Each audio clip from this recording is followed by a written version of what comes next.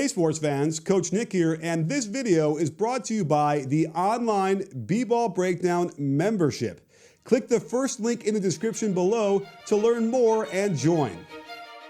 Both Damian Lillard and Steph Curry were scorching hot from behind the three-point arc in the first round of the playoffs.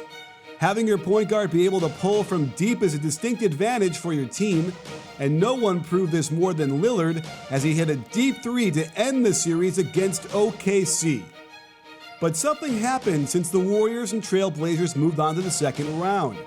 Curry and Lillard's shooting has plummeted to around 25% from behind the arc, and it's left me wondering what's going on and whether these two can fix it in time to lead their teams on a collision course for the conference finals.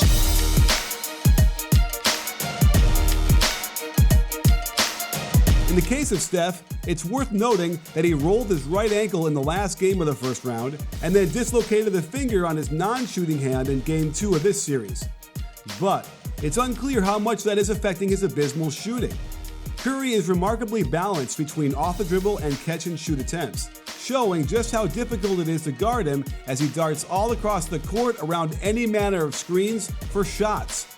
But what is normally a strength for him at 44.4% has clanked to the tune of 25%. He's missed all 5 of his spot-up attempts, and all 5 of them have been open. And it's gotten to the point where he inexplicably doesn't pull this wide-open shot, but then waits till the defender is in his face before letting it go.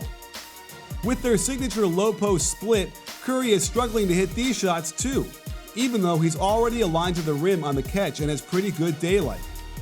Going to his right, he just can't seem to find the right alignment, as this shot bricks well short and to the right. Curry takes the majority of his off-the-dribble shots in isolation, and these are usually the toughest shots he gets, as indicated by making only 27% of them.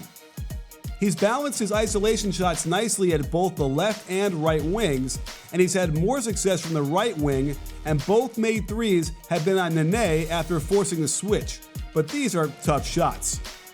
On the left wing, you can see on this shot how he kicks out his legs, either looking to draw contact or to avoid landing on a defender's foot, but either way, a distinct lack of balance and follow-through. With Capella on him, he can't get any separation and forces up this shot with the shot clock winding down. Interestingly, Curry has only taken 5 three-pointers out of the pick and roll, and none since Game 1. Going quick to his left, Harden gets up in his landing space and doesn't allow Curry's legs to naturally sway forward, leading to a short shot. And just watch Curry's reaction to immediately go after the rebound.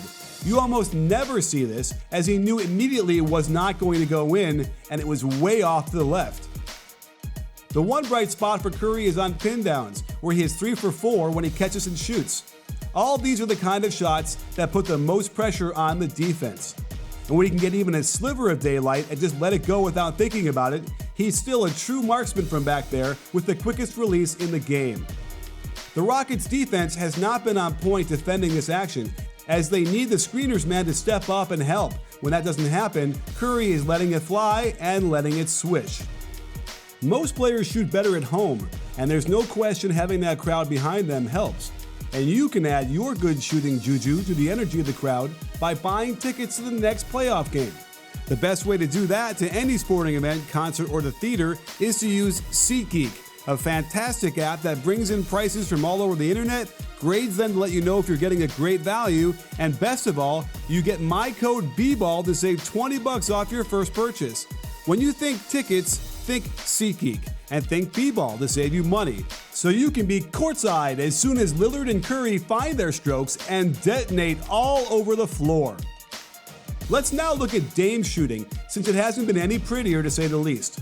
Overall, he's at 25.7% on high volume, and you can see he heavily favors shooting off the dribble. Lillard was at 38% on catch-and-shoot threes during the regular season, but he's only been able to knock down 1 of 8.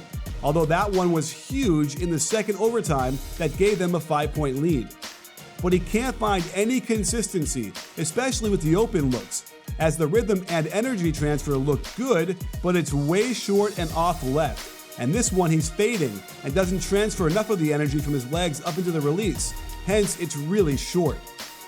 Among his shots off the dribble, most of them are in the pick and roll, where he's shooting 29.4% overall, but he's 2 for 9 when running the ball screen to the left.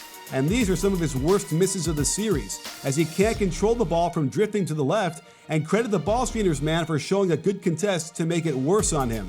But a righty dribbling to his left should shoot better than this because his shooting hip and elbow are already naturally aligned to the hoop.